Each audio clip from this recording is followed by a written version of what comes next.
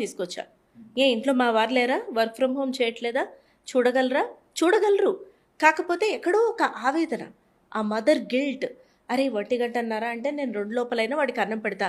ఆయనుంటే ఏ మీటింగ్‌లో పడిపోయి ఏ నాలుక్కి పెడతారో. వీడు తలుపు తెరుచుకొని పారిపోతుంటే అసలు చూడగలరో లేదో. ఇక్కడ వదిలేసి వస్తుంటే వాడి మనసుకి ఏం ఫీల్ అవుతాడో లేదో. తద్వారా రేపు పెద్దగయ్యి నన్ను ఏం తిట్టుకుంటాడో లేదో. ఇన్ని క్వెషన్స్. ఏది ఒక 2 గంటలు ఇక్కడికి రావాలంటేనే. సో, మనం ఒకలాంటి కండిషనింగ్ అనొచ్చు.